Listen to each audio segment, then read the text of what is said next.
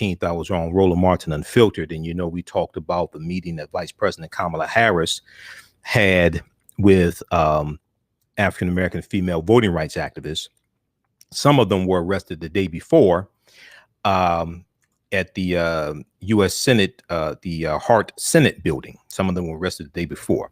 So, we talked about this on Roland Martin Unfiltered. I'm going to share with you the second part of the interview with Melanie Campbell. Melanie Campbell from National Black Civic Participation. She was she was at the meeting, and she was one of the activists who were arrested. So I'm also going to share with you the excerpt of the panel discussion, because I commented on what was taking place, and I commented on the interview, etc. So we'll talk about that. Vice President Kamala Harris, we'll continue our discussion. We talked about it a little bit on our Friday show.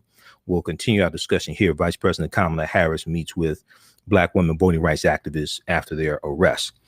Now, first, I want to deal with this story out of Texas. Now, we know the House Democrats out of Texas, the Texas state legislature, we know they're in Washington, D.C., pushing for the John Lewis Voting Rights Act and the For the People Act. Okay. There's a story from Friday, July 16th, out of Texas, dealing with the Texas State Senate, and the Texas State Senate voted to remove required lessons on civil rights. They voted to remove required lessons on civil rights. And this is going to also impact figures like Susan B. Anthony, Cesar Chavez, Dr. King. And it's going to impact, according to the story here, what is going to be taught in Texas schools K through 12. Now, it passed the Texas Senate. It can't pass the Texas House because there is not a quorum in the Texas House. They don't have a two-thirds of the body in the Texas House because 51 Democrats are in Washington, D.C. right now. And that's a good thing for right now. But we're going to talk about this because this also deals with the attack on critical race theory. And I was looking at some reporting on this from the local news station KVUE there in the Texas area. And this also deals with the hysteria around critical race theory, and critical race theory is not taught in K through 12. That's a legal analysis taught in law schools and graduate schools. And Republicans are using this to push an agenda. They're using this to attack the 1619 Project, to attack how the history of slavery is taught in schools, attack teaching about systemic racism, etc. So this continues. Okay, this continues. So not only are we dealing with Republicans pushing the lie of the big lie and getting bills passed. Now it's 18 state legislatures have passed bills dealing with these voter restriction bills, pushing this big lie. Not only do we have that, we also have the attack dealing with what's being taught in schools and using the lie of the fear of critical race theory.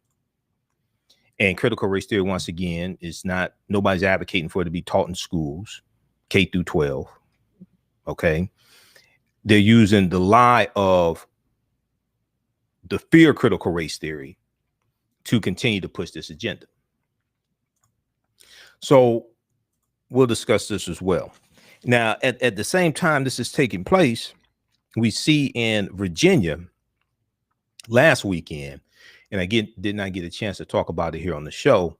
We see in Virginia last weekend, we see that statues of General Robert E. Lee, Confederate General Robert E. Lee, and Thomas Stonewall Jackson were removed taken down in Charlottesville, Virginia.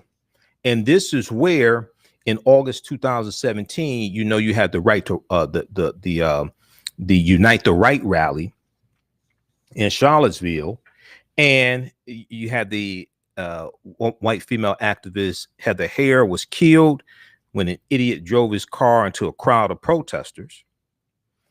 Well, they removed this these statues from that park there in Charlottesville, and a lot of that had to do with the efforts of an African-American female college student, okay, who started a petition to get the statues removed.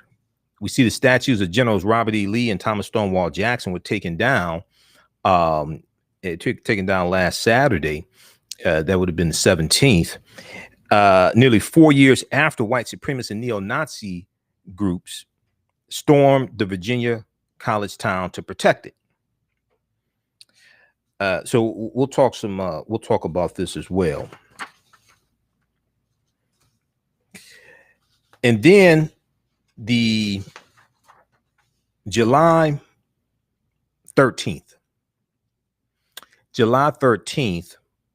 was the anniversary of the New York Draft Riot of 1863 during the Civil War. The New York Draft Riot of 1863 during the Civil War. And this happened after the Emancipation Proclamation. I've talked about the New York Draft Riot of 1863 before.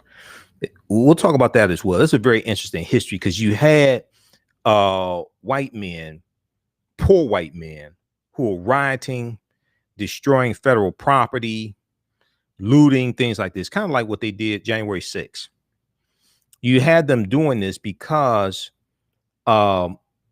many poor white men could not pay the $300 fine for not being drafted into the army. But wealthy white men could, and they could stay out of the Civil War and let the poor white men go fight in the Civil War.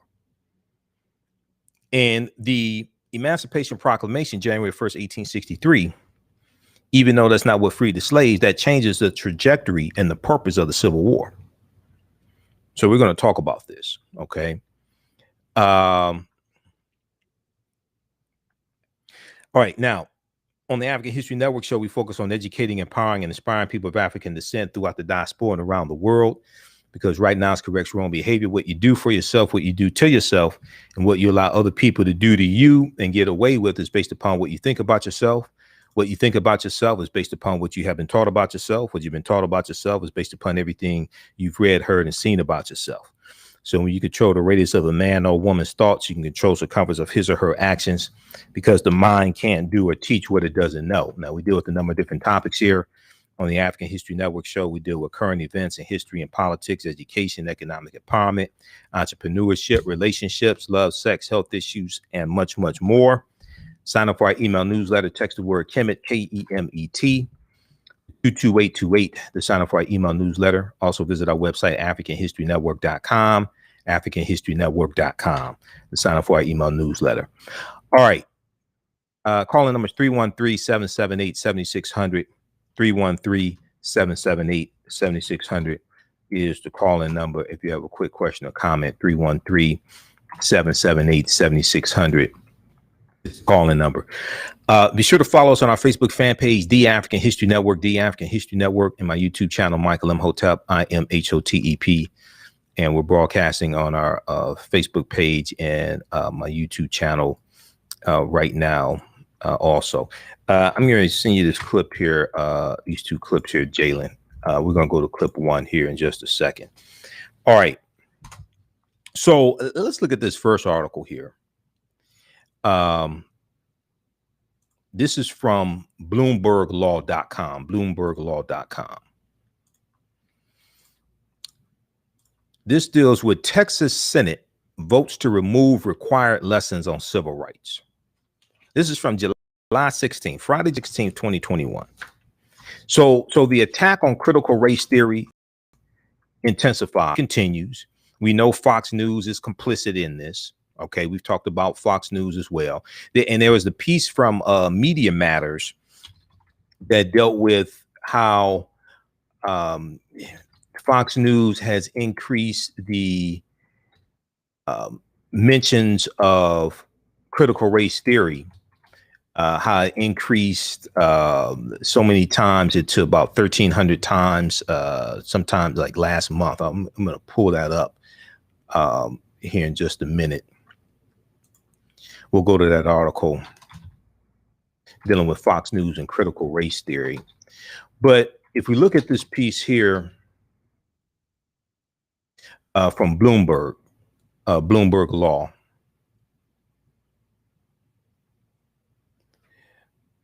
I think this is it right here. Let me see.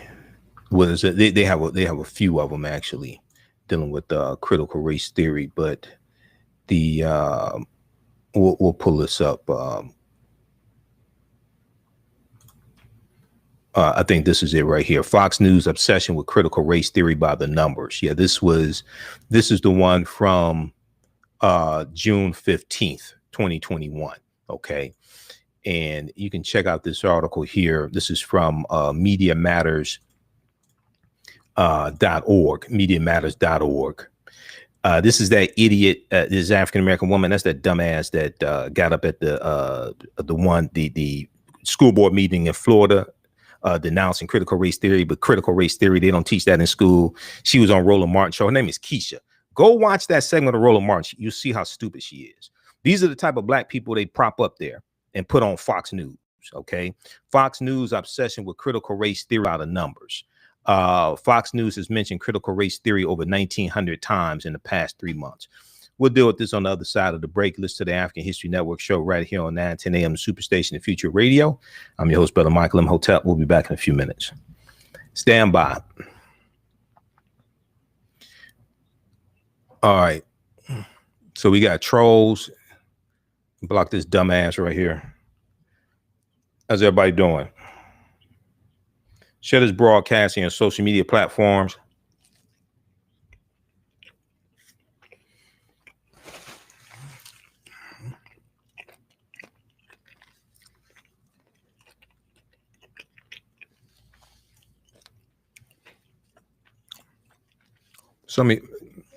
Tawana needs to do research before you come here posting this stupid ass nonsense.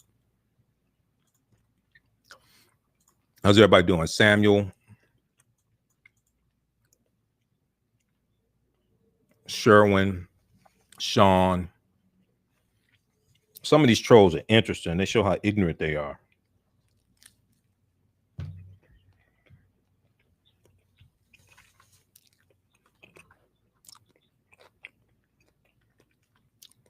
Andrew.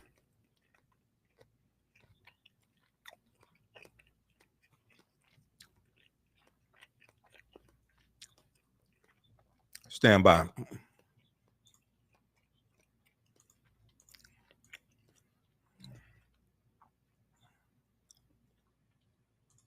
Okay, back from break in 3 minutes.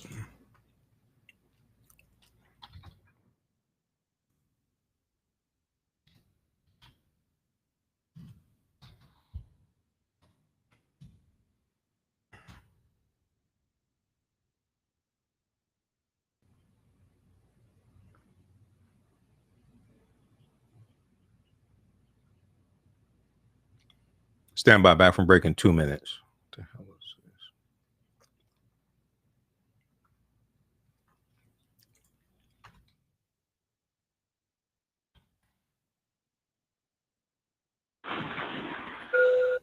Welcome back to the African History Network show right here on 910 AM Superstation Future Radio. I'm your host, Brother Michael Imhotep. It is Sunday, July 18th, 2021, and we are live.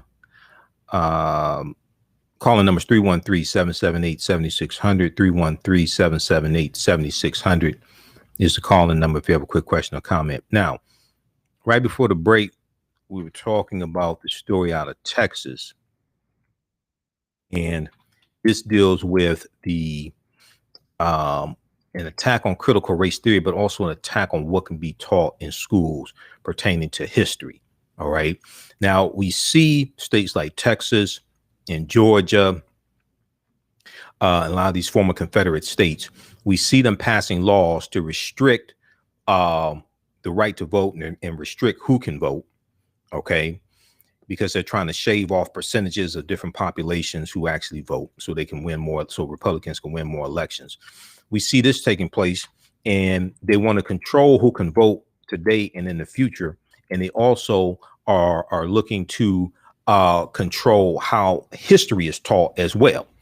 Okay. And whoever controls the teaching of the past will control the trajectory of the future. So they want to control how history is taught also, while at the same time, they are trying to restrict who can vote. All right. So they can win more elections. And when we look at Texas, Texas is becoming less and less white and a more diverse state. So you have white Republicans trying to maintain power. And we see this in various states across the country. We know that by the year 2043, white people will no longer be the majority population in this country. And some white people have a problem with that. Not all white people, not all of them. Some of them don't fear that at all, but there's a lot of them that do. They voted for, many of them voted for Donald Trump. So if you go back and look at this article here from BloombergLaw.com, Texas Senate votes to remove required lessons on civil rights. The Texas Senate on Friday passed legislation, Friday, July 16th, passed legislation that would end requirements that public schools include writings on women's suffrage and the civil rights movement in social studies classes. Among the figures whose works would be dropped include Susan B. Anthony, who fought for women's suffrage. Now, she was a bigot also. And they did make amends, her and Frederick Douglass, before Frederick Douglass died in 1895. But she said some very unkind things regarding African Americans, especially African American men, because a lot of white women got upset that African American men could vote before white women could vote because of the 15th Amendment to the U.S. Constitution. Cesar Chavez, who fought for the rights of immigrant workers, Cesar Chavez, and Dr. Martin Luther King Jr., whose I Have a Dream speech and letter from a Birmingham jail would no longer make the curriculum cut. And when they teach about Dr. King's I Have a Dream speech, first of all, the name of the speech was not Have a Dream. That's what it was called later. Originally, it was called Normalcy Never Again, and then it's called a cancel check. And people should go to loc.gov, Library of Congress website, or go to the King Institute at online at Stanford University. Go to the King Institute and read the speech, because the speech was not about a dream. The speech is about calling America out on America's hypocrisy and holding America accountable for a promissory note that America gave us 100 years prior in 1863, okay, with the Emancipation Proclamation. And he talks about, he's talking about dismantling white supremacy. That's what the speech is about. It's about dismantling white supremacy, holding America accountable for this promissory note. And he talks about police brutality in the speech. He talks about America. He talks about African Americans moving from a smaller ghetto to a larger ghetto. He talks about how the Negro in the South can't vote, and the Negro in New York feels he has nothing to vote for. You go through and read the speech, okay? It's an indictment of America and the hypocrisy of America. And he talks about how we were given a promissory note in 100 years prior in 1863, and then we take that promissory note to the bank to cash it, and it's marked insufficient funds. This is why at one point the speech was called a cancel check. When you read the article that Clarence B. Jones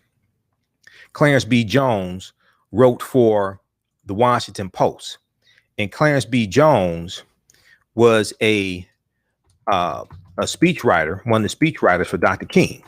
Okay, he talks about how the phrase "I have a dream" didn't even appear in the original drafts of the speech. The speech wasn't about a dream.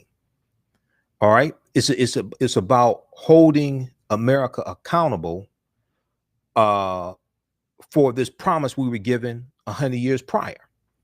And I'm trying to see if I can pull up that article from that Clarence B. Jones wrote for the Washington Post. So we have to study this history. Okay, we have to study this history, and you can go to loc.gov, Library of Congress website, and you can go to archives.gov, and you can read the full speech that's renamed "I Have a Dream," and you can see it for yourself.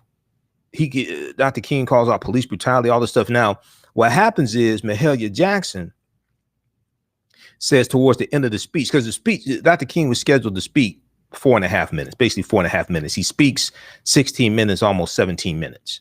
Okay. And let me see. I think this is, I want the actual article. And what happens is Mahalia Jackson yells out, "Tell him about the dream, Martin, tell him about the dream." So then Dr. King shifts, and he shifts to a speech that he gave earlier back in like June here in Detroit, dealing with the dream. Okay. But when you go through and analyze the dream in the beloved community, that's what happens after you have dismantled white supremacy and racism. The dream that he's talking about is what happens after you dismantle white supremacy and racism. The trick that Republicans are pulling, and some Democrats are pulling also, and some white people in general, and some black conservatives, the trick that they're pulling is to talk about the dream, but not deal with dismantling white supremacy and the structural inequities that still exist today, not addressing that. So what they're really trying to do is just keep us asleep and keep us dreaming. Because Dr. King is talking about dealing with the laws and policies that were put in place that maldistributed wealth power resources. And this is why he had the Poor People's Campaign. The Poor People's Campaign, dealing with redistributing the wealth in this country, redistributing resources in this country. Okay, so if we go back and look at this article here, and I was trying to find it, I see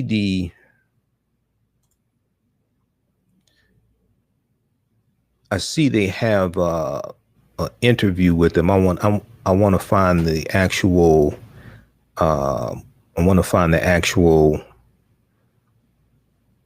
article that Clarence B. Jones wrote. I'm going to try to find that. And he wrote that, if I remember correctly, for the Washington Post. Okay, we'll try to find that one. Now, I want to go to clip one here. Clip one deals with the story out of Texas. And you're going to hear, this is dealing with the Texas Senate Committee advances critical race theory bill. Now, this is from Thursday, July 15th. Then the bill passed the Texas State Senate on Friday, July 16th. We'll play a second clip from Friday, July 16th after the bill passed. We'll play that next. But first, I want to go to clip number one. This is from KVUE-TV there in Austin, Texas. Texas Senate Committee advances critical race theory bill. Let's go to this clip. Banning critical race theory in Texas public schools. That's one item on the agenda this special session in the Texas legislature. After hours of public comment, the Senate Committee on State Affairs voted to send Senate Bill 3 to the full Senate for a vote. KV's Molly Oak breaks down that bill. Critical race theory was a hot topic during the regular session, and now it's back. Thursday, the Senate Committee on State Affairs held a public hearing on Senate Bill 3.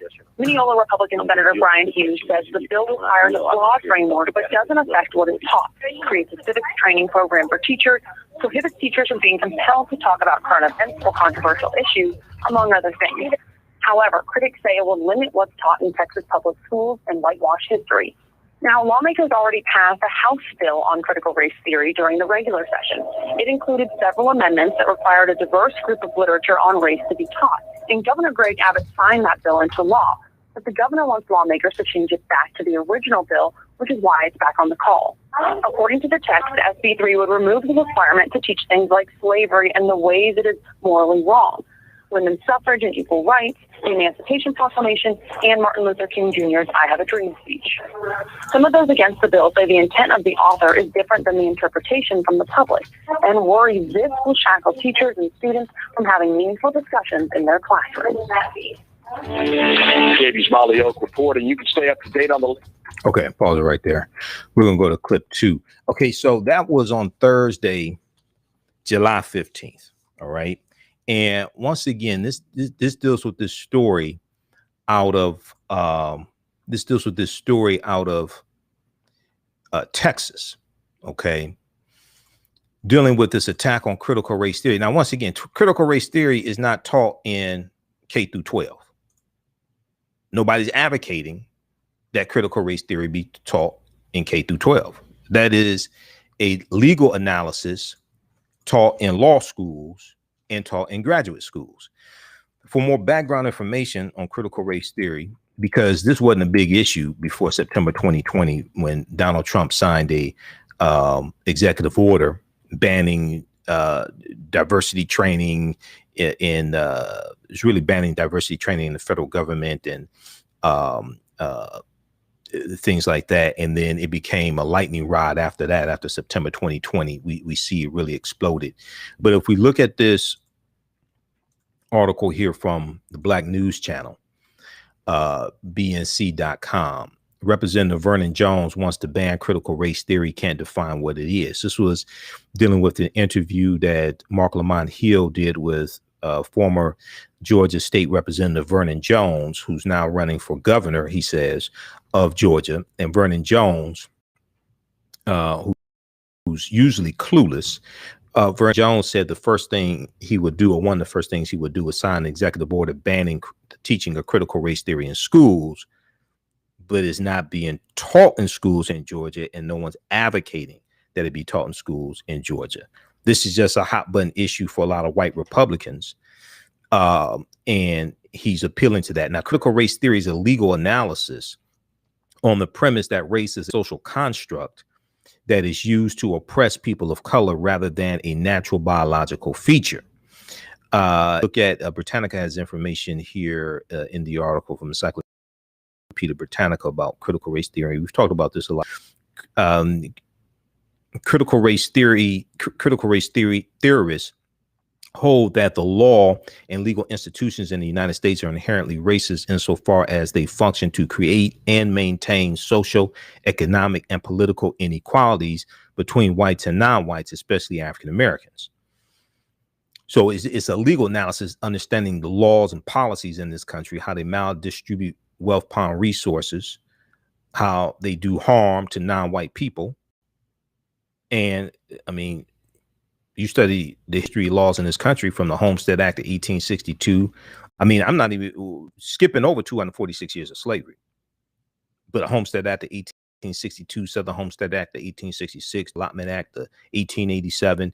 And that land was 138 million acres of land was supposed to be redistributed and largely go to African Americans and Native Americans, and 2/3 went to white people. So all you have to do is study the laws and policies in this country. U.S. Interstate Highway Acts of 1952 and 1956, the Federal Housing Act of 1949. All you have to do is just study the laws. It becomes pretty clear. So read this article here from Black News Channel. And then there was also another one that dealt with, there was one from NBC News. Now this is a good 17-page expose from NBC News. Critical race theory battle invades school boards with help from conservative groups. Critical race theory battle invades school boards with help from conservative groups, as well as help from Fox News. In towns nationwide, well-connected conservative activists and Fox News have ramped up the tension in fights over race and equity in schools. Now, this is from June 15th, 2021. June 15th, 2021. This is a 17-page article. I know because I printed it out and read it. This is a deep, this tells you, this deals with what's behind this whole push and the funding of it from right-wing organizations, okay, and how it has become a lightning rod at school board meetings in a lot of these white communities, all right, even though it's not, critical race theory is not being taught there. Okay, so I want to go to clip number 2, and this is dealing with, once again, out of Texas. So the Texas state legislature in the Senate, the Texas Senate state legislature voted on Friday, July 16th, in a vote 18-4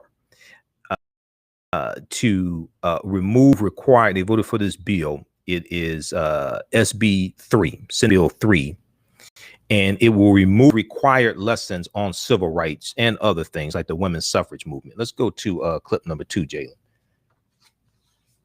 In other news, this Friday, dozens of Texas House Democrats remain in our nation's capital, urging Congress to pass federal voting legislation. A bill banning critical race theory in Texas classrooms passed the Texas Senate here in Austin today.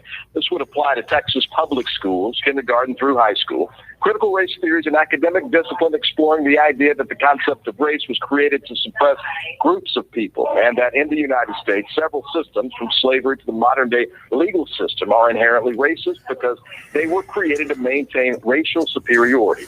Mineola Republican Senator Brian Hughes says the bill would require a broad framework that doesn't affect what is taught, creates a civics training program for teachers, and prohibits teachers from being compelled to talk about current events or controversial issues, among other things. Those against the bill argue that the bill would brush aside or whitewash history. Our classrooms should be places for fostering a diverse and fact-based discussion of various perspectives. They're not for planting seeds for a divisive political agenda. This legislation, while well-intentioned, unduly would restrict important but challenging conversations that otherwise should occur in classrooms.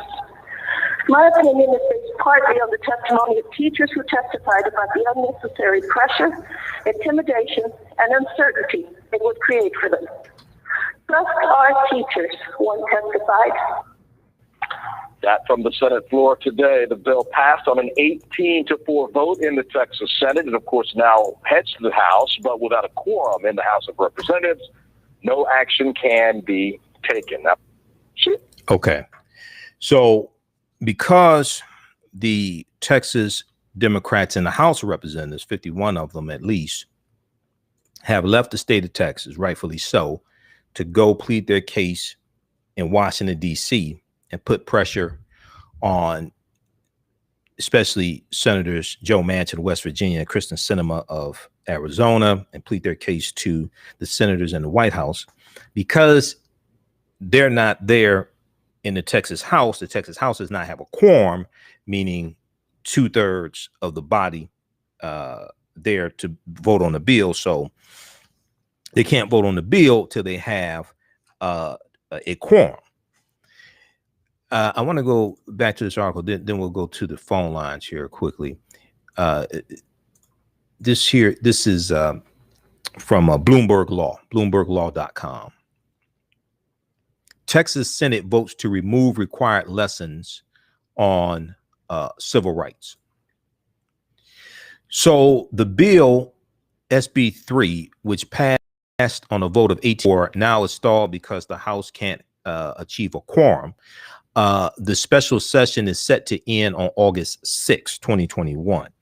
Now, it would remove, SB 3 would remove 24, it will remove more than 24 teaching requirements from a new law that bars the teaching of critical race theory and academic framework exploring racism's shaping of the country. The law included a list of historic figures, events, and documents required for inclusion in social studies classes.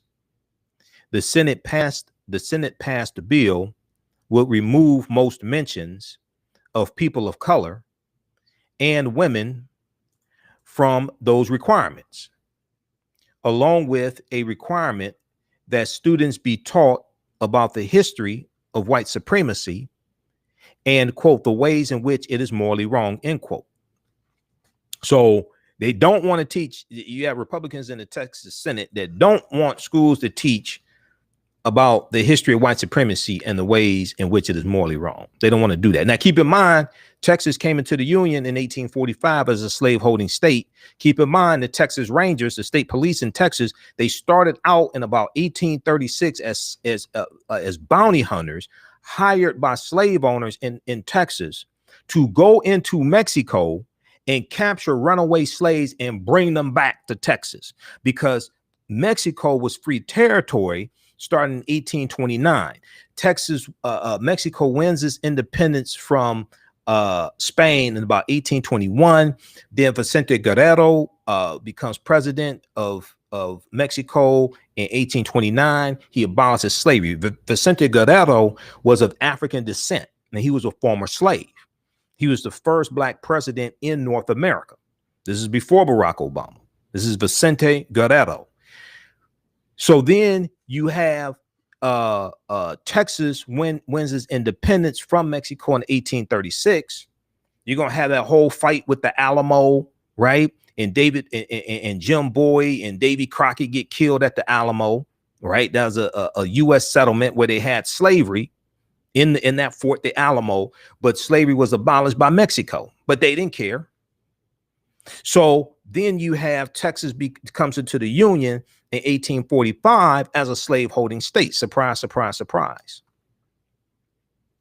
Now, this measure would also bar the teaching of the 1619 Project, a New York Times initiative exploring U.S. history starting at the date enslaved people arrived in the English colonies. Okay, even though we know that African people were in this land we call the United States of America going back at least 51,700 years ago. And that's what Dr. David Imhotep details in the book, The First Americans Were Africans, Documented Evidence. Okay, and we look at the discovery from Dr. Albert Goodyear in Allendale County, South Carolina in 2004, where they found an overwhelming evidence of an African presence there. These were the Khoisan, who come from Southern Africa and have the oldest DNA on the planet and are the ancestors to the Ainu and the Twa. Now, this is the English settlement in 1619, because we know the Spanish were taking Africans into South Carolina, Georgia area in 1526. And we know Juan Garrido, who was born in West Africa in 1480, Juan Garrido comes into Florida with Juan Ponce de Leon, the Spanish conquistador, in 1513. So this is talking about in the English colonies, because the Spanish were in this land before the English were here.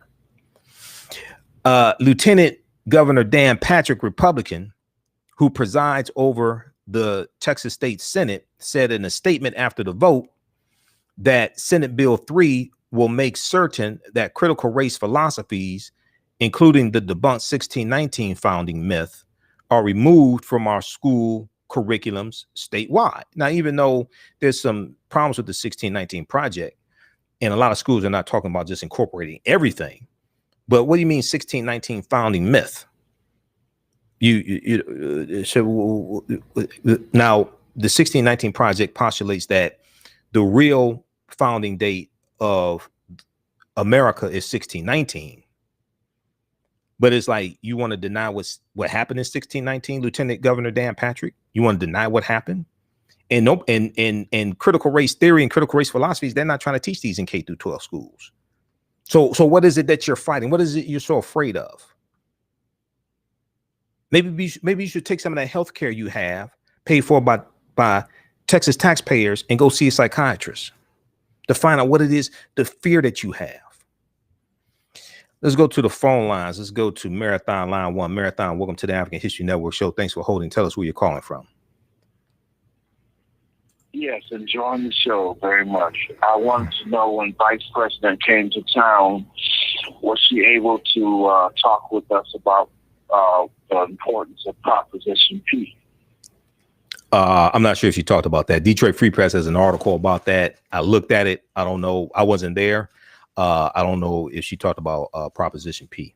That meeting had a lot to do with the pushing the For the People Act and the John Lewis Voting Rights Act, and getting those pushed, and listening from activists, things like that. That's what that meeting had a lot to do with. I don't know if Proposal P came up. That's a local issue, Proposal P. I don't know if that came up. Okay, I was just wondering. Okay, all right. Thanks for calling. Keep listening. All right, let's go to. All right, thanks. Let's go to Gary, line 2. Gary, welcome to the African History Network show. Thanks for calling. Tell us where you're calling from. Oh, I'm Gary, calling from New Jersey. Gary from New Jersey. All right. Thanks for holding. Welcome to the African History Network show. Go ahead with your question or comment. Yeah, I had called in like Friday, but you were like a little busy. We were discussing about the Cuban protests, right? Current protests that are going on in Cuba, but you gotta realize that these racist people, the white Cubans, that are the ones that they can come in the United States. They don't even question as far as how if a Haitian comes here, then they try to deport them. Right. They were fleeing the country and boats when they were having internal problems in the country. The United States, they would not even let them. The Coast Guard would turn them around in the Atlantic Ocean and just let them die. Because that's what Dr. Ben used to talk about it, and he called it genocide. Dr. Yosef Ben Yakinen? Dr. Yosef Ben Yakinen? Yes. Okay. All right. Right. Yes, that's right. He used to comment on that. He said, that's genocide. If you see a person that is in distress and you just stop them from even coming in the country, or trying to give them aid. But in the case of the Cubans, they would just automatically grant them citizenship or let them come in the country. Okay. Most of them are white. The white Cubans anyway. The right. Or mostly white. That type. Ted Cruz is one of them. Marco Rubio. Right. Yeah, all those people. They number white Cubans, and they're the ones that are as according to Professor James Small. Mm-hmm. He says that they are the offspring of the slave masters that were enslaving our brothers and sisters in Cuba, because Cuba's 85% black country, and so that's why they were fleeing. Because when Castro took over, he stopped that, stopped them, because they were still having slavery, by just how the United States, even though they abolished slavery in 1865, it still went on. In the South, they came up with all kinds of creative methods. Yeah, debt penury. Yeah, debt penury. Yeah, debt penury is debt peonage. Yeah, you have things like that. Yeah. So Fidel Castro overthrows Fulgencio Batista in 1959, and you're gonna have he starts kicking out the white Cubans as well, and we know that Cuba. He didn't really kick them out. They fled. They fled the country. Well, they were. They wanted to stay. He didn't really kick anybody out, but they were just so against what he was trying to do, allow black people to have power. He appointed some black people to jobs and stuff even though they didn't really give black people. I mean, even the Castro and them still was a little bit racist, but not nowhere near the kind of racism that the United States is still executing. The kind of racism. Okay. It's what Black Lives Matter. I'm a member of Black Lives Matter, and I saw the made a statement. I don't know if you followed the press, that we support that the sanctions cause these problems, not the anything else other than sanctions. That's what's causing the people in Cuba right now. To some people, but mostly it's the white Cubans. Like the black ones, they realize that they got common sense. They know what is causing the problems. Like that the United States, you know, they with their economic embargo and other means of, you know, subjugations that they're executing against Cuba, the double standards that they're executing. Right. Okay. Cuba, as opposed to other countries that are communist or that may be socialist too, like, because you got a lot of European countries that practice socialism. Right. You know, all right, Garrett, we're coming up on a break. But Garrett, but okay, thanks for calling back, Gary. We're coming up on a break, but keep listening. Thanks for calling. All right, we're coming up on a break in just a minute. Let me squeeze this in before we go to break. Let's see here. I want to go back to this article here dealing with Texas. So it's Texas Lieutenant Governor Dan Patrick referring to Senate Bill 3, which is going to restrict, it's going to remove required lessons on civil rights and women's suffrage, things like this. He said, quote, parents want their students to learn how to think critically, not be indoctrinated by the ridiculous leftist narrative that America and our Constitution are rooted in racism. Now, I think Lieutenant Governor Dan Patrick just wants to like totally skip over racism. I mean, totally skip over slavery. He really don't want to talk about that at all. Okay. And he doesn't want to talk about things like the Texas state constitution and the all white primaries that happened in Texas, like in 1918. Now, Senator Brian Hughes said what we're doing with this bill, we're saying that specific reading list doesn't belong in statute, said the bill's author, Senator Brian Hughes, who you heard in one of the clips that I played. Now, instead, such requirements should be in the Texas Essential Knowledge and Skills, or TEKS, standards developed by the State Board of Education, he said. Not just politicians, but teachers and parents and administrators have a say in that process. Now, the bill would prohibit teachers from being compelled to talk about current events or controversial issues, instructing those choosing to engage with students to discuss without, quote, giving deference to any one perspective, end quote.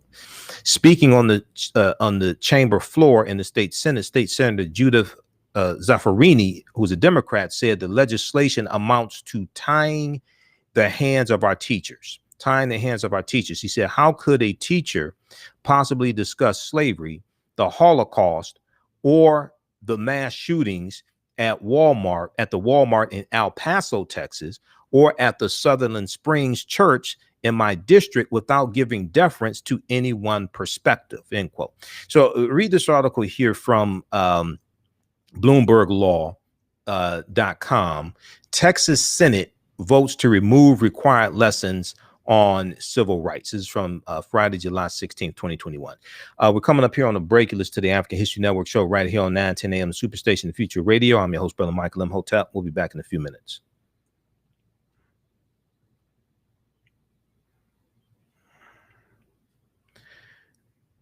All right, stand by, everybody. If you like this type of information, you can support the African History Network, $ the AHN show through Cash App, $ the AHN show through Cash App, also through PayPal, paypal.me/the AHN show. Stand by. We just posted the link here. Stand by.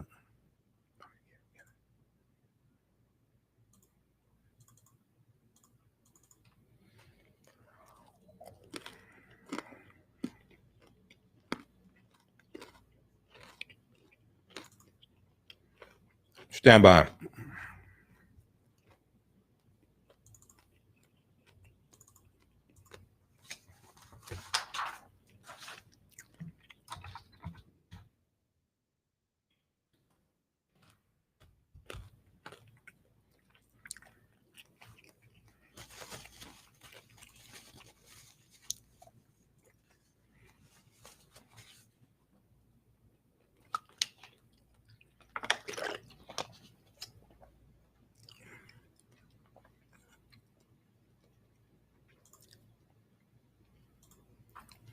Back from break in 2 minutes. Stand by.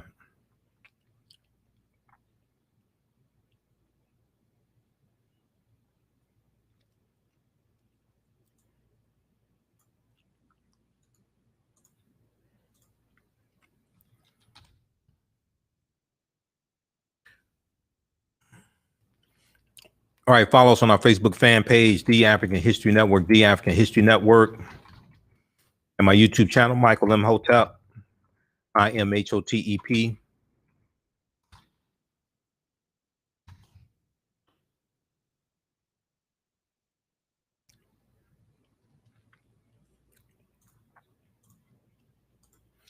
All right, when we come back for break, I'll tell you about a new online course that's starting up Saturday, July 24th. Stand by.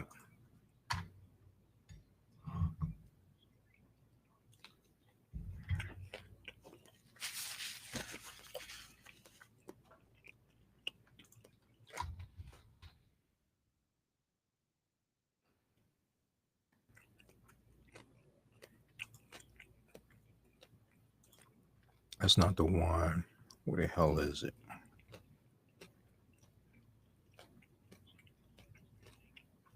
Oh, man, come on.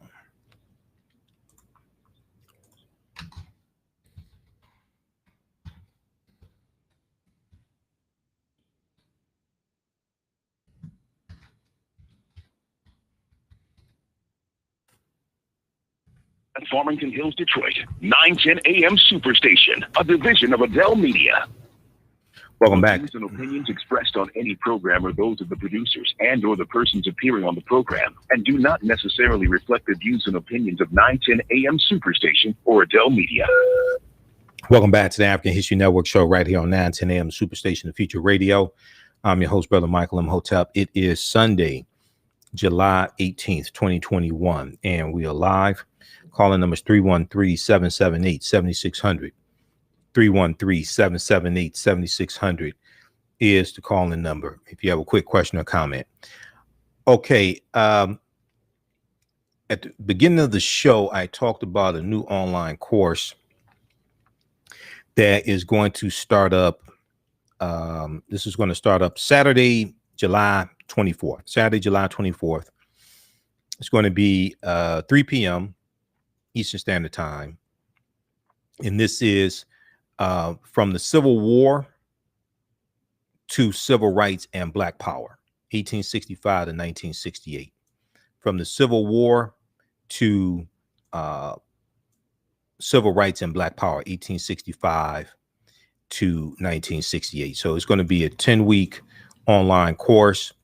And each week we'll look at approximately a 10-year period of history. Starting in 1865, we'll look at Special Field Order number 15, January 1865, also known as 40 Acres and a Mule. We'll look at the assassination of Abraham Lincoln, April 1865. We'll look at the ending of the Civil War. Then June 19th, 1865, when Major General Gordon Granger goes into Galveston, Texas to deliver General Order number 3 to 250,000 enslaved Africans there. We'll look at the 13th Amendment, December 1865, and then we'll look at this Reconstruction era, 1865 to 1877. What happens during Reconstruction, the advancements that African Americans are making and acquiring land. Then we'll look at the Compromise of 1877 that ends Reconstruction. And how land is being taken back and rights are being reversed and obstacles are being put in the way of us voting. And we'll look at things like the Texas State Constitution of 1876 and the Mississippi State Constitution of 1890, where Judge Solomon Saladin Calhoun said that we are here to exclude the Negro. And the majority of people in Mississippi in 1890 were African Americans. And you had African Americans voting, just like in South Carolina. In South Carolina, the state legislature in South Carolina after the Civil War is majority African American men. So we're voting and things like this.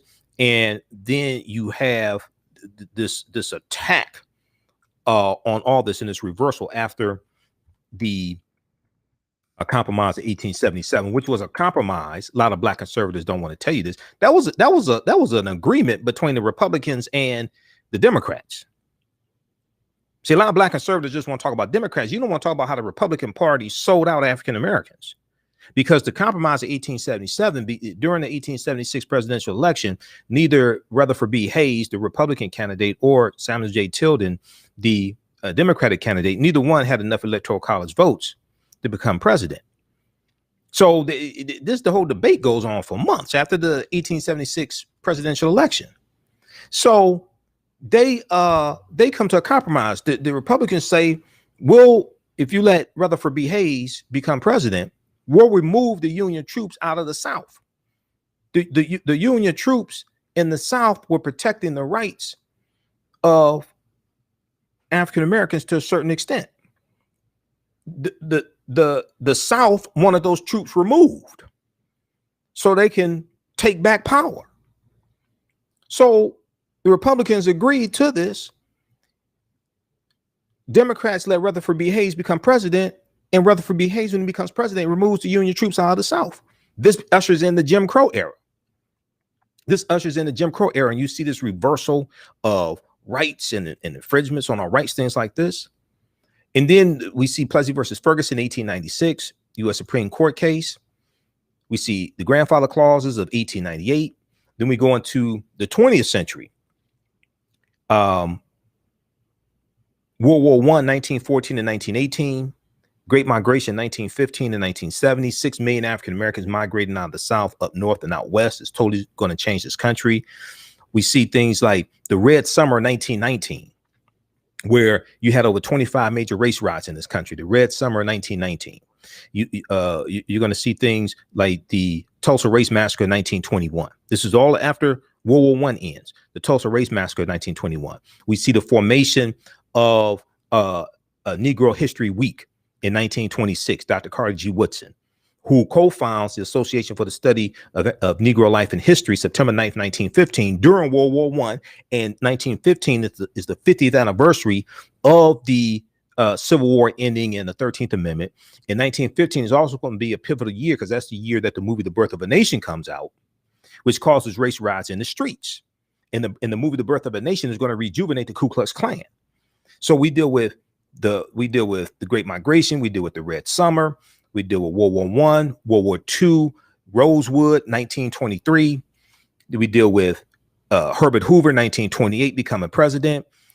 The stock market crash, October 1929.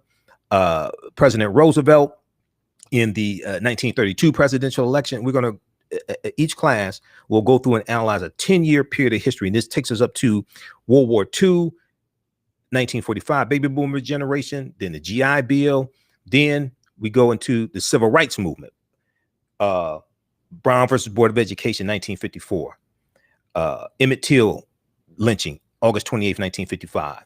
Montgomery bus boycott, December 5th, 1955. So in the Civil Rights Movement, out of the Civil Rights Movement comes the Black Power movement, because Black Power, that Black Power ideology comes out of SNCC, Student Nonviolent Coordinating Committee, founded between May 1960. And we know June 26, 1966, during the March Against Fear in Mississippi, when Kwame Ture Stokely Carmichael gives his speech about We Want Black Power. See, he's a member of SNCC, Student Nonviolent Coordinating Committee. Black Panther Party for Self-Defense hasn't been founded yet. That's October 1966. So each class, we're going to go through and analyze a 10-year period of history to understand how we got to where we are today, so we better understand what we need to do to get to where we need to go. So this class would be from the Civil War to Civil Rights and Black Power, 1865 to 1968. Okay, this will be a 10-week online course. It'll be Saturdays, 3 p.m. to 5 p.m. Eastern Standard Time.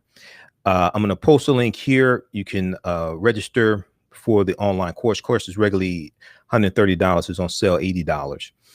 And as soon as you register, there's some archive content there that you can start watching as well. Okay, so we do the class live. All the sessions are recorded. You can go back and watch them over and over again. All right. And even after the course is over with, after the 10 weeks is over with, you still have access to the class. You can still watch it. All right. That is And we'll put a link on our website, AfricanHistoryNetwork.com, for it as well, AfricanHistoryNetwork.com. We'll put a link there also for the course. Okay, 313-778-7600 is the call-in number. If you have a question or comment, 313-778-7600 is the call-in number if you have a question or comment. All right, I want to go to this next story here. This next story is dealing with Vice President Kamala Harris met with African-American female activists. We talked about this on Friday. I want to continue that discussion. First, we're going to go to clip 3. We're going to go to clip, I think it's clip 3, Jalen. Vice President Kamala Harris meets with Black women. We're going to go to that clip here in just a minute from YouTube. We talked about this on Roland Martin Unfiltered on Friday.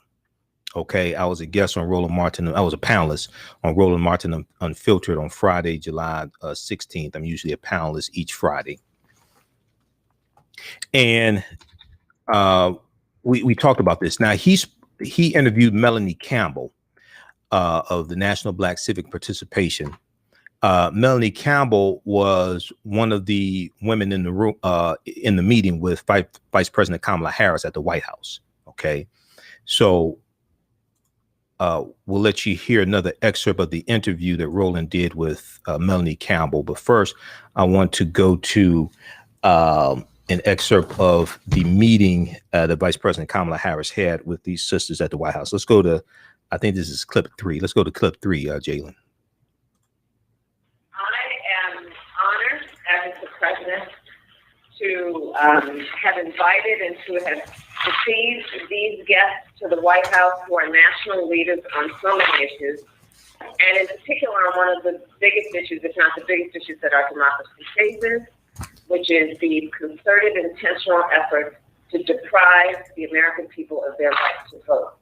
I invited, along with the president, these leaders so that we could have a candid conversation, so that we could talk about who is being impacted, how they are being impacted, always with a context that is historical in nature, understanding that so much of this is not new and is going to require us to be tireless and committed and vigilant in fighting for all people's rights to vote. I look at the leaders that are at this table who are also women and also Black women, and I see sojourner truth. When I look at the women at this table, I see Ida B. Wells, Amelia Boynton. I see Fannie Lou Hamer. I see Constance Baker Motley. And these are the modern versions of those great women who all Americans have the blessing and the benefit of standing on their shoulders. So this meeting has been a meeting and a discussion among leaders who are national leaders, who are American leaders, about what we must collectively as a nation do to stand up for our democracy. You know, yesterday I hosted the Chancellor of Germany in my home, in the official residence of the Vice President of the United States. And we discussed our collective responsibility to fight for democracies around the world. And in the context of that conversation, voting rights in America came up. Because this is not only an issue for us as Americans in terms of the ability to exercise our voice, our rightful voice in our democracy. This is also an issue that is about America standing in the world and whether we can continue to hold ourselves out as a democracy and therefore a leader on the globe. All of these issues are present at this very table in the Roosevelt Room right now in the discussion that we have had. And I want to thank Melanie Campbell and every one of the leaders here for all that you do every day, and this discussion will continue. Thank you. Madam Vice President, you brought up the issue of history. Is this that LBJ moment on voting rights? Are they making you do it, or making Republicans in Congress do it when it comes to voting rights? no one is going to make us do what we know is our right and responsibility, which is to fight for our democracy and fight for our rights every day of the week. And this is, let's be clear, not about any one racial group or gender group. This is about all Americans. This is not an issue about Democrats versus Republicans. This is about Americans. And this group of national leaders are very clear about that. This is the fight for all people, regardless of who they voted for in the last election or who they vote for in the next election. Thank you. Okay, so that was, you heard April Ryan, White House correspondent for thegrio.com. You heard her ask that question there. The Grio has a really good article dealing with the meeting that took place as well. I'm going to pull up this article here from the Grio. I want to go to this clip here. We're going to go to clip 4. This is Latasha Brown of Black Voters Matter. Latasha Brown was in the meeting with Vice President Kamala Harris also. But this clip here, this is from Roland Martin Unfiltered, courtesy Roland Martin Unfiltered. This is from the day before. This is on Thursday, December 15th. And I guess this was when the sisters got arrested. Okay, I think this was right before they got arrested or something like that. But this is from Thursday, July 15th. Okay, this is Latasha Brown, Black Voters Matter. Let's go to this clip. No, it's not for you. Anytime that Black folks have stood up, like whenever we work together, when we stand for what is right, it makes a difference. We have to recognize, we have to resist. When people are coming at our community, when people are trying to deny us our right, when people are trying to deny us our humanity, it is up to us to take a stand. That we literally have to do something. You can't let people attack your community and there's no response. So we are here. We will be here every single week. That we've got to be here because we're not going to go back. That our people have fought too long. There are folks who have died. That where I'm from in Southern Alabama on the Independence Bridge, where our people literally gave their lives, like it was beat, and we have blood still on the bridge because we stood for the right to vote. This place literally does not have the right to undermine our democracy. This place does not have the right to undermine our humanity. We're standing here not because we believe in a system, we believe in us, and we believe in our own agency, and we believe that in our agency, we have the right to make a decision. Any decision being made about me and my family, I have to be a part of that decision-making process. And so anybody that's watching this, every day, there are decisions that are being made in this place that are impacting our children, that are impacting our families, that are impacting our community. And you have a responsibility to stand for it. You have a responsibility to stand for what it is that you believe in. So no, this isn't a matter of what is right or what should you do or does it matter or not. Anytime I've operated the fullness of my power, because God gave me that, not the U.S. Constitution. It is God that says that I have agency, that gave me that because my life matters.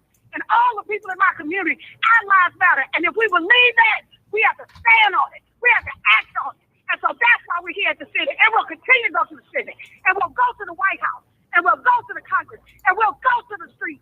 We're going to go wherever it's going to take for us to go because we ain't going back. All right, so that's Latasha Brown of Black Voters Matter.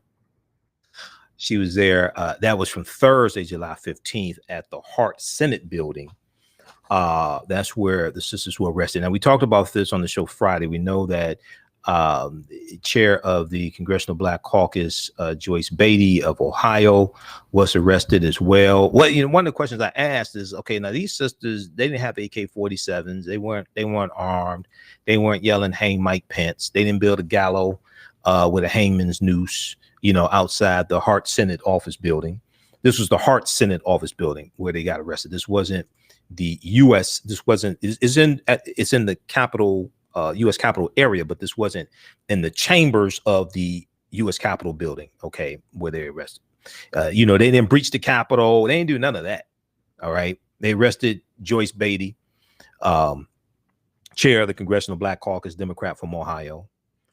And I was asking questions that, they weren't domestic terrorists. They weren't trying to overthrow the government. Why did they get arrested in a domestic terrorist on January 6th? Most of them did not get arrested, even the ones with guns, the ones that beating up police officers and hitting them with Blue Lives Matter flag poles and all types of stuff like that. They didn't get arrested. So why these sisters get arrested? But anyway, but this is one of the questions I asked. I brought this up on Roland Martin Unfiltered. That's the first thing I want to know is why these sisters get arrested. All right. Okay, so we're coming up on a break. When we come back from the break, we'll go to the phone lines. So we have this, and it is a good article that April Ryan did for the Griot also to check out. This is Vice President Harris hosts Black women voting rights activists after arrest. And we'll get into this deeper on the other side of the break. If you like this type of information, you can support the African History Network, $ the AHN Show through Cash App, $ the AHN Show through Cash App, also through PayPal, paypal.me / the AHN Show, paypal.me / the AHN Show. We're here 6 days a week. This helps us keep doing the research, stay on the air, keep broadcasting, pay some of the bills. And you see the official Cash App account right here, $ the AHN Show, SHOW. These other ones here are fake African History Network Cash App accounts that somebody set up. I've already reported them to Cash App. Okay, so I'm trying to get those shut down. But when you go through Cash App, it'll say Michael and show my picture there also. We also have the information for PayPal at our website, AfricanHistoryNetwork.com. And you can register for the new online course that we have starting up Saturday, July 24th, 3 p.m. to 4 p.m. From the Civil War to civil rights and Black Power, 1865 to 1968. All right. You listen to the African History Network show right here on 910 a.m. the Superstation, WFDF. I'm Michael Imhotep. We'll be back in a few minutes. Stand by. Stand by.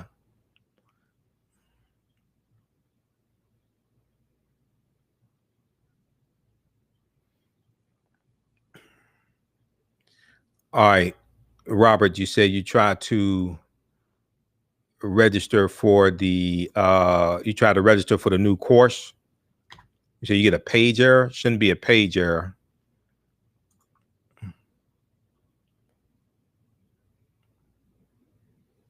I just posted a link here, Robert. Do you see the link that I just posted? Let me do this here.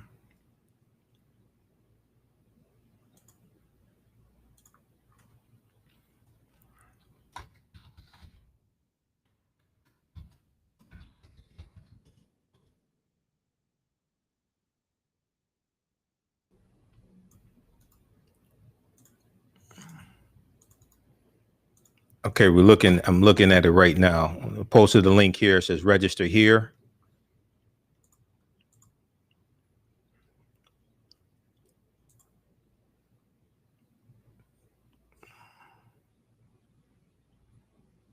The first one that I posted, that may have been a problem with that. Use the link that I just posted.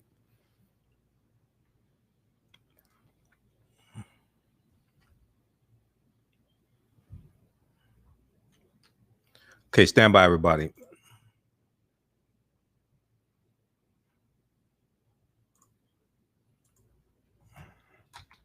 If you're running any problems registering for the class, email me at ahnshow@africanhistorynetwork.com. ahnshow@africanhistorynetwork.com. And now, the Superstation, Detroit's only African-American talk radio. welcome back to the African History Network show right here on 910 a.m. the Superstation, the Future Radio. I'm your host, Brother Michael Imhotep. It is Sunday, July 18th, 2021, and we are live. Right before the break, we were talking about the meeting that Vice President Kamala Harris had with African-American female activists on Friday, July 15th. This is July 16th, Friday, July 16th. And this was the day after some of them were arrested at the Hart Senate office building, the Hart Senate office building.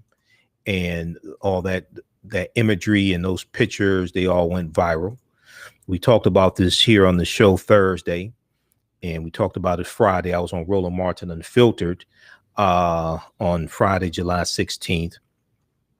And Roland spoke with Melanie Campbell, who was one of the sisters who was arrested. And you see her sitting next to Vice President Kamala Harris here in the picture also. And so on Friday's show, on the show Friday, I shared the first part of the interview that Roland did with Melanie Campbell to talk about what happened in the meeting. And in a minute, we're going to go to the second part of that interview also. All right. But if we look very quickly here at the article here from thegrio.com by April Ryan. April was in the room for the meeting. You heard April Ryan on the clip that I just played, asking a question to Vice President Kamala Harris. But this article here, Vice President Harris holds black women voting rights activists after arrest. And they mentioned Ida B. Wells. Ida B. Wells' birthday was this past Friday also. Ida B. Wells Barnett, born July 16th, 1862. Friday afternoon, President Joe Biden and Vice President Kamala Harris and staffers listened to what was happening on the ground from African-American women voting rights activists who represented their respective groups in overflow numbers at the wooden conference table of the Roosevelt Room. President Joe Biden dipped into the meeting, which was hosted by Vice President Kamala Harris in the Roosevelt Room, and included a guest list of some of the most notable black women's groups in the voting rights arena. A staffer said the president was glad the women were there, and that his second in command, Vice President Kamala Harris, took the lead.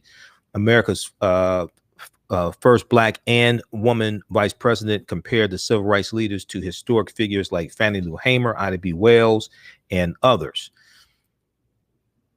Okay, now the White House is said to be serious about voting rights and trying to build momentum by continuing its efforts to bring national attention to controversial voting bills passed by Republicans in over a dozen states.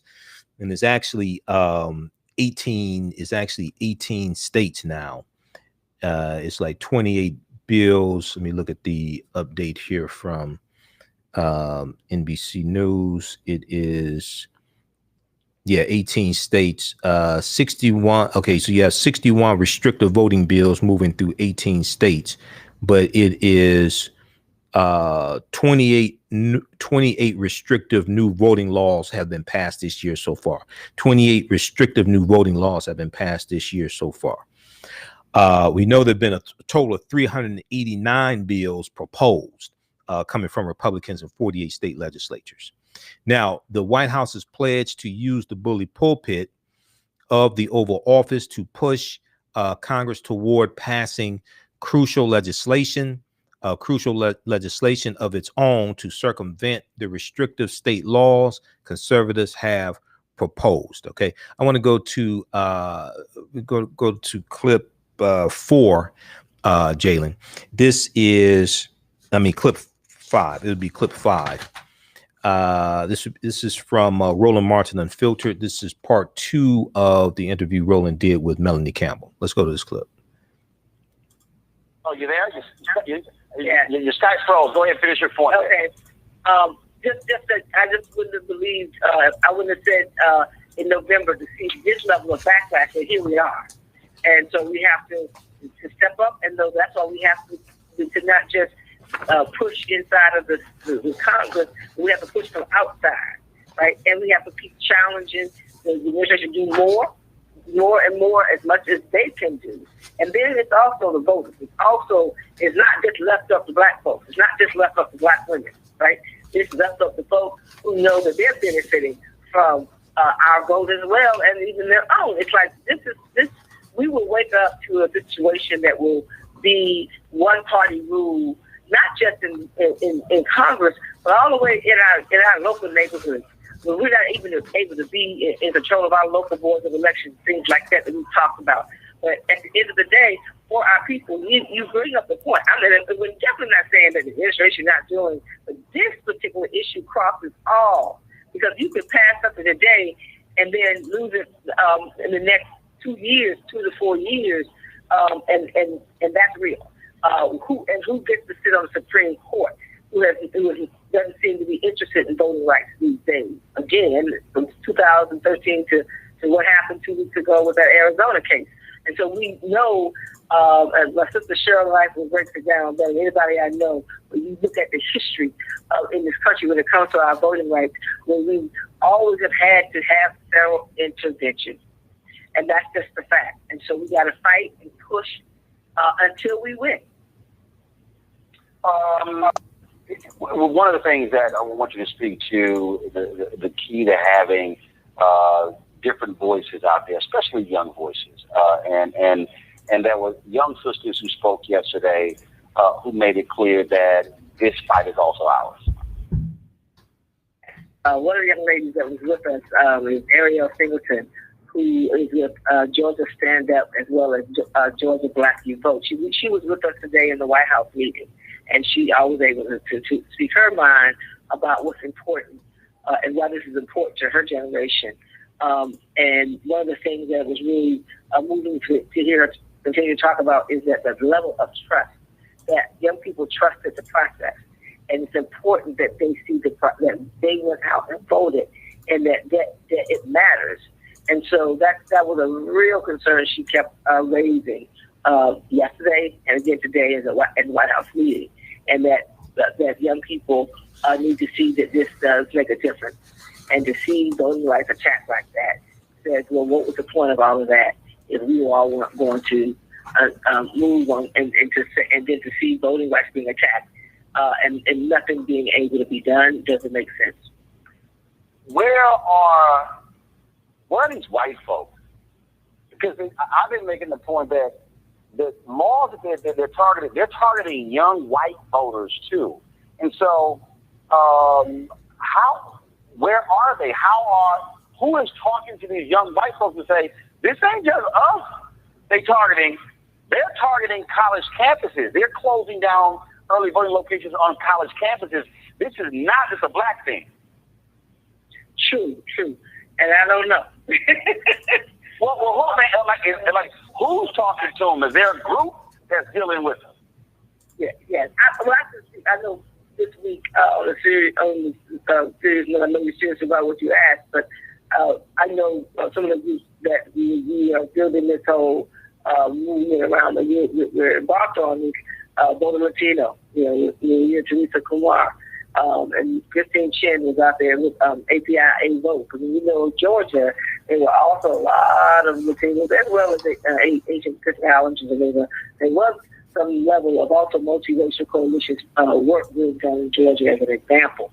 But it's going to take. Like I said, this fight is not just, and we're trying to build this in a way, Roland, with what we're doing as a part of, there's a lot of work being done and being done. And this is not saying, we showed up this week and this is, because everything, we tried to bring in all of us who are doing work as much as possible to collaborate, to partner, to really connect the dots, because this is a hard. It is, and it is not an easy one. Melanie Campbell, we still appreciate it. Thank you very much for joining us. Okay, pause it right there. Pause it right there, Jalen. Okay, hey, I just sent you clip 6 and 7, Jalen. We're going to go to clip number 6, Cora Masters. So cue that one up for me. So, as I said on Roland's show Friday before last, which was the 9th, July 9th, I said that we have to expand this conversation beyond just African Americans. If voting rights, the attack on voting rights was taking place in state legislatures, if that is just looked as an African American issue, then we're going to lose, because we're 14% of the population. What's taking place in these state legislatures is negatively impacting elderly white people who vote through mail-in ballots and a lot of elderly Democrats. It's negatively impacting college-age students, white college-age students, Latino students, Asian Americans. It's impacting adults who are white, who lean Democratic and want to use mail-in ballots, are negatively affected in various ways depending upon the state. When you're closing down, and they've been already negatively impacted because you have 1,600 fewer polling places in 2019, 1,600 fewer polling places than you did in before the U.S. Supreme Court case in 2013, the Shelby County versus Holder. Now, you have a lot of those polling places that have been shut down in areas that have a heavy non-white population, but with gentrification taking place, more white people are moving into African-American inner cities. This is negatively impacting Asian Americans, Latinos, Native Americans. One of the problems is that the 1965 Voting Rights Act, people automatically associate that with African Americans. Dr. King and John Lewis and Hosea Williams. And, we saw the movie Selma from Ava DuVernay, things like this. So when you talk about the Voting Rights Act of 1965, people automatically put that into the black category. That don't have nothing to do with me. That's for black people. But this will negatively impact everybody. It'll negatively impact many people, especially Republicans still elections. Is going to negatively impact people. It's going to hurt you one way or another. So we have to expand the conversation. My question is, where are the white women? See, one of the things I think needs to happen, and this is one of the things we're going to do within the online course that I'm going to teach, from Civil War to Civil Rights and Black Power, 1865, 1968, the women's suffrage movement and the 19th Amendment of 1920, the 19th Amendment of 1920. This is going to hurt women who vote, regardless of race. This is going to hurt women who vote. So there should be women of all different races. There should be men of all different races out there. This can't just be an African-American issue, because it's not. We're just at the forefront of it. But this can't just be an African-American issue. All right. I want to go to this clip here. Now, this is Cora Masters. Cora Masters was there Thursday at the Senate building, the Hart Senate building. She was there. Cora Masters is the widow of, Cora Masters Berry. She's the widow of Marion Berry, former two-time mayor of Washington, D.C. Okay, here's what she had to say. Let's go to this clip.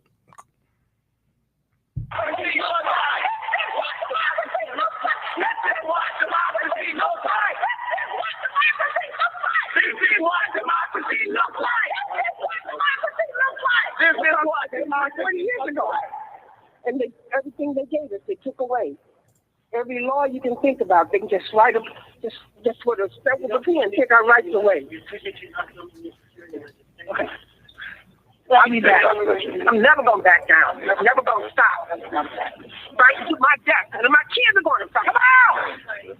Not going to do it again. 60 years of this. All the bills, 13, 14, 15 amendments, 1964, 65. And we're back here again? Are you kidding me? I'm madder than I've ever been.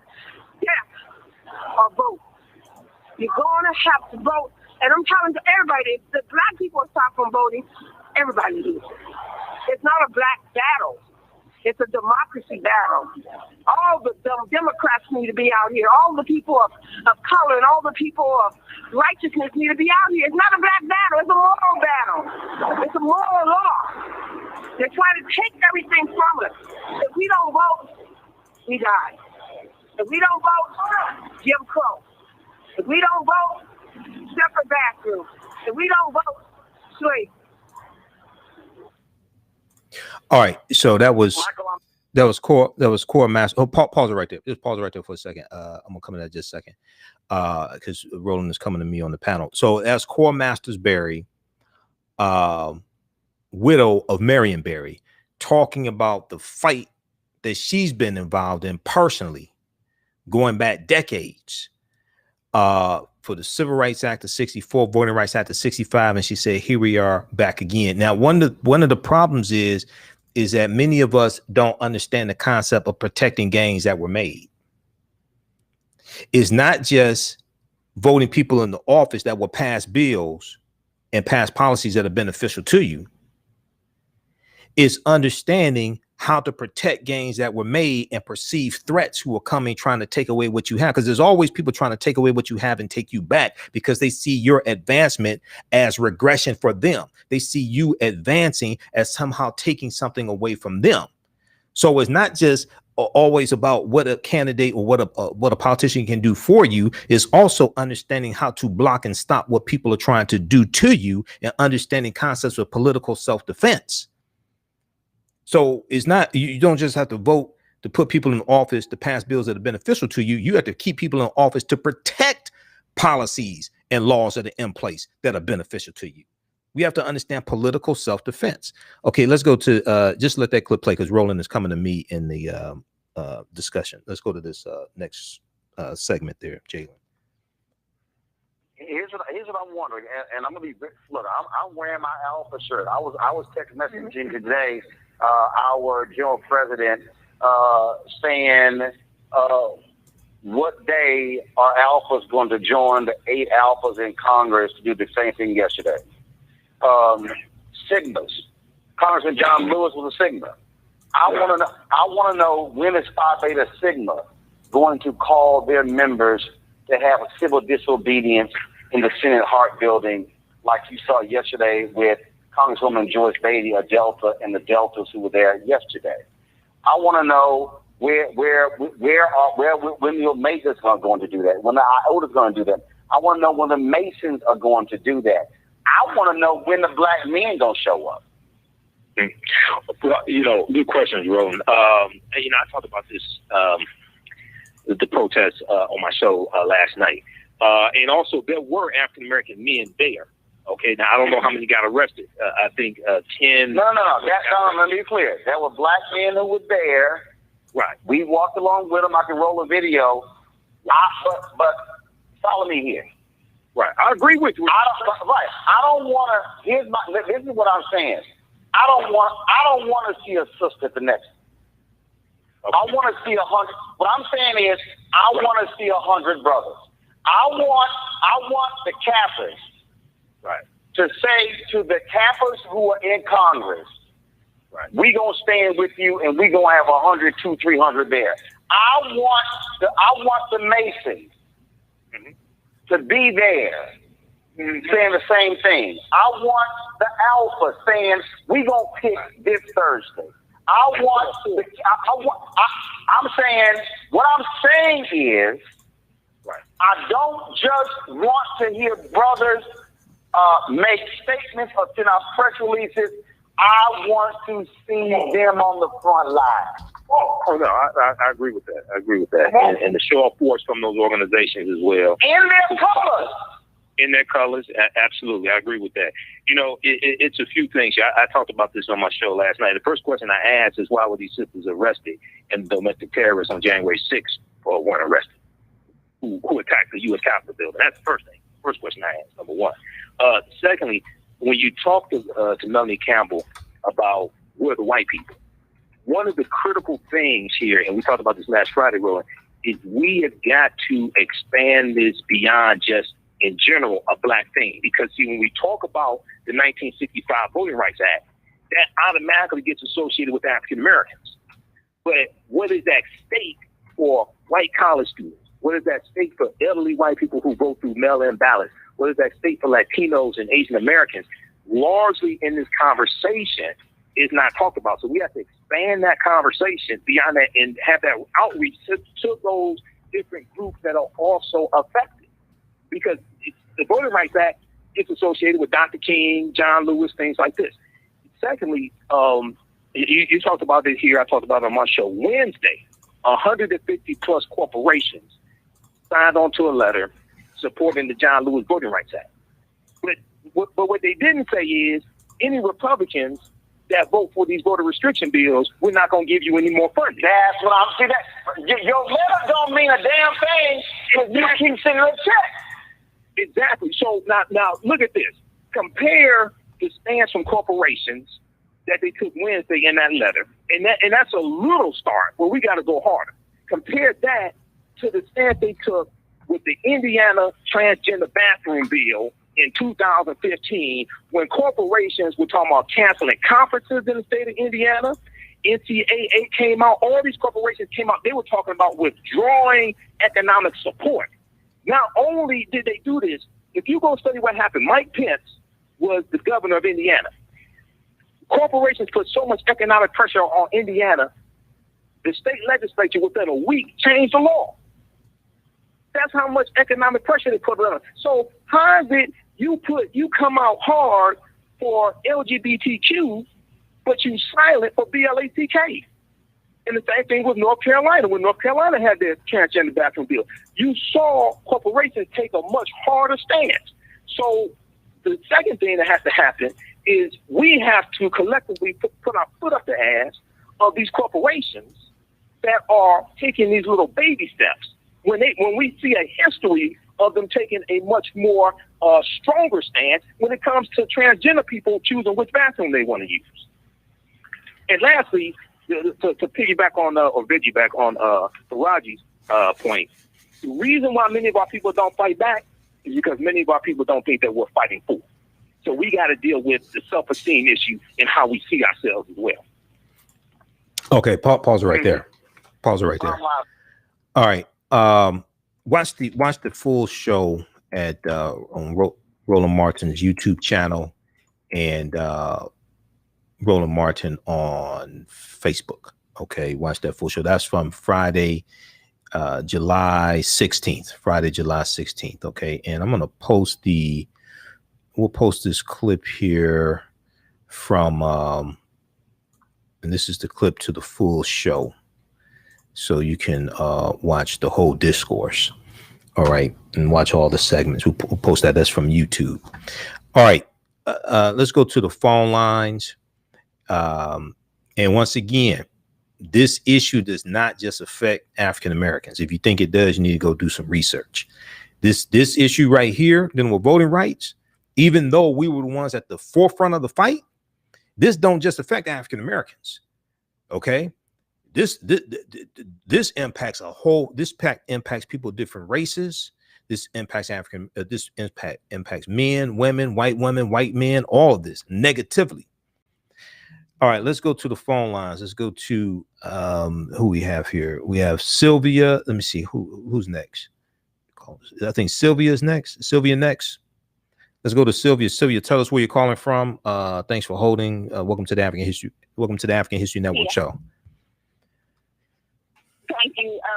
I'm in Detroit. How you doing? All right. I just want to express thank you for the information, because we are thinking that we're the only one targeted. It's just like police brutality. The media only seems to make it sound like it's just a black thing, and it affects so many other people. They just don't, they just don't. It's a blackout on what they do to other races that's similar to what they're doing to the black race. But I have a question.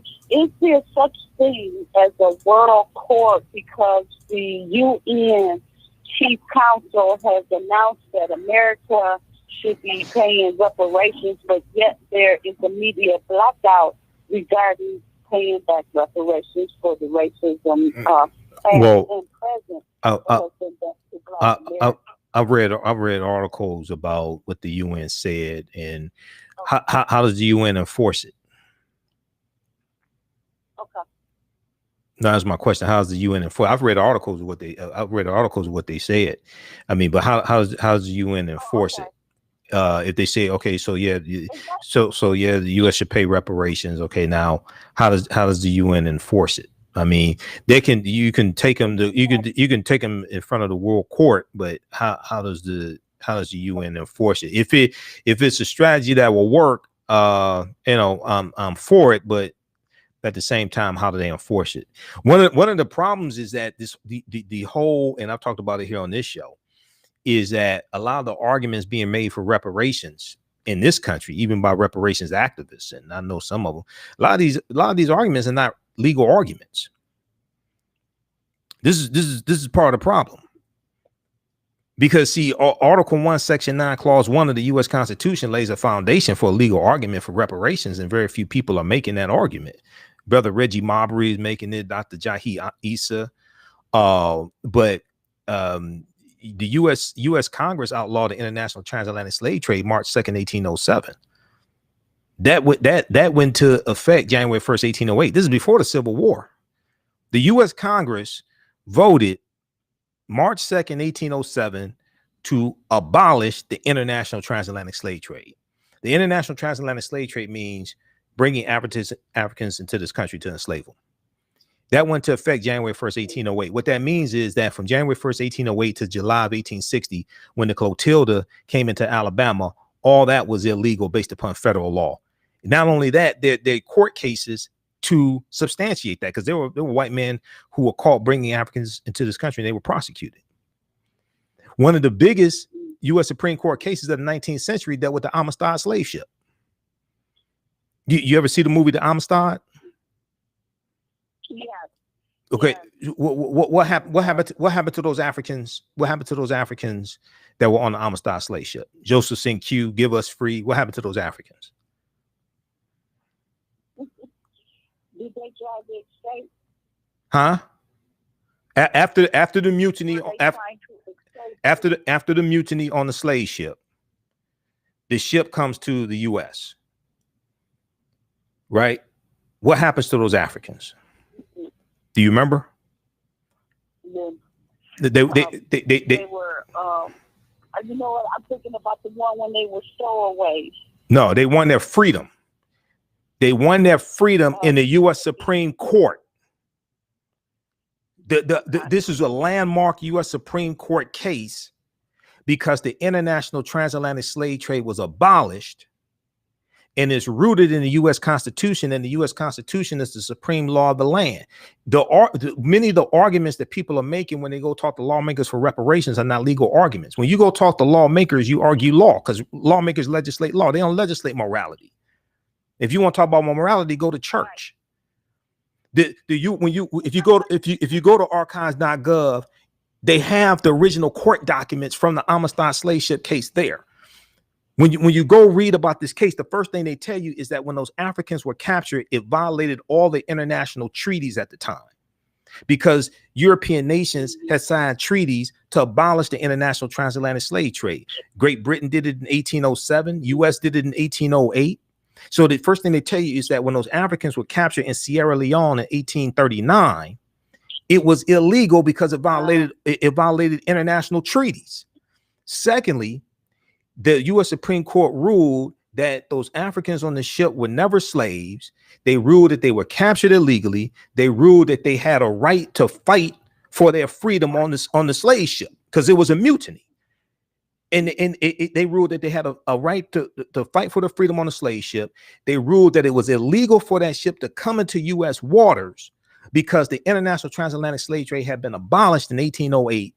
And they ruled that those Africans should be set free. That's a landmark U.S. Supreme Court case, 1841. And they put all that in the movie, and we don't understand it. We saw the movie, but don't know what we're looking at. All right, I gotta go, Sylvia. Call back tomorrow night. I gotta run. Okay, thanks. All right, go to archives.gov, which is the National Archives, and research the Amistad slave ship case. Let's squeeze one more call in here. We got about a minute. Naima, is Naima still there? Yes, Michael Imhotep. I'm calling from Brooklyn, New York. How are you? Hey, Brooklyn, New York. How you doing? I'm all right, Naima. Go ahead with your question. Go ahead. Can I change the subject to Civil War, if you don't mind? I'm going to say this real quick. Yeah. You know that Robert E's wife, father, is Martha Washington's grandson? Okay, your voice is muffled. Are you on a speakerphone or a Bluetooth earpiece? No. Okay, you said, did I know who? Robert E. Lee's wife. Uh-huh. Father is Martha Washington's grandson. Martha Washington's grandfather? Martha Washington's grandfather? Grandson. Okay. No, I didn't know that. I'm not surprised though, because there's a relationship there various ways. I'm not surprised, but yeah. Robert E. Lee, general out of Virginia, slave owner, took up arms to fight against the Union. And the other thing is that the car on the Dukes of Hazzard, General Lee, is named after General Robert E. Lee. Okay, and that's his and that's his flag that's on top of the car. See, people think the flag on the General Lee car is the Confederate flag. No, it's not. That's the Confederate battle flag of General Robert E. Lee's army in Virginia. Okay, but yeah, that's who the car is named after. Go ahead. What'd you say? I listen to you all the time. I know. Oh yeah. Well, a lot of people, there's other people listening. A lot of people don't know. Yeah, exactly. Okay. All right. Thanks for calling. Call back tomorrow. Oh, go ahead quickly. Yeah. Can you just write down the Syphax family? That's the family of Robert E. Lee and Martha Washington. They're on the internet. The Syphax family. You said what? Okay. Syphax, S-I-P-H-A-X, family. Okay. They're on the internet. Okay. Because Robert E. Lee is not Lee. Okay. All right. Thanks for calling. Okay. Yeah. Monday through Friday it's 11 p.m. to midnight. Sundays it's 9 p.m. to 11 p.m. Eastern Standard Time. Okay. All right. Thanks for calling, Naeem. I'll call back tomorrow. Okay. Once again, everybody, my new online course starts up Saturday, July 24th. It's going to be 3 p.m. to 5 p.m. Eastern Standard Time. It's a 10-week online course from the Civil War to Civil Rights and Black Power, 1865 to 1968. It's a 10-week online course. Each class will look at a 10-year period of time. Okay. And we'll go through and analyze this and see how we got to where we are. We're going to deal with the Civil War and the last year of the Civil War. We'll do a Reconstruction, assassination of Lincoln. We'll deal with the 13th, 14th, and 15th Amendments. Jim Crow era. We'll take this into the 20th century. We're going to deal with all this history. Each class will look at about a 10-year period of time. And I just posted the link here. You can register for that. Class is regularly $130, on sale $80. We do the classes live. All the sessions are recorded. You can go back and watch it over and over again. We'll have the information at our website, AfricanHistoryNetwork.com, AfricanHistoryNetwork.com. Also, we'll have the information there. When you scroll down the page, you'll see the information for the ancient Kemet, the Moors, and the Ma'afa, understanding the transatlantic slave trade. That 10-week course also that meets on Sundays. You can register for that one as well, but you'll see the information for this one here. Okay. And last, these other two topics here, dealing with Robert E. Lee, the statue in Virginia, and this other topic dealing with the New York Draft Riots. We'll deal with that on Monday's show. We're out of time here. If you'd like this type of information, you can support the African History Network, $ the AHN show through Cash App, $ the AHN show through Cash App. Also through PayPal, paypal.me/the AHN show, paypal.me/the AHN show. When you do it through Cash App, it'll say Michael and show my picture there. Our Cash App tag is $ the AHN show, SHOW. This helps us to keep doing the research, stay on the air, keep broadcasting. We're here 6 days a week. As you know, I don't get paid to do radio. We're here 6 days a week, so that helps us keep doing the research, stay on the air, keep broadcasting, pay some of the bills, etc. We have to get out of here. Remember, right knowledge corrects wrong behavior. It's not over till we win. Wakanda forever, and we'll talk to you tomorrow. Peace. All right, everybody. We got to go. Talk to y'all tomorrow. Take care. If you have questions about the online course, if you're trying to register for it, and you run into any problems, email me at ahnshow@africanhistorynetwork.com, ahnshow@africanhistorynetwork.com. If you run into any problems trying to register for the new online course, and I'll go ahead and manually enroll you into it.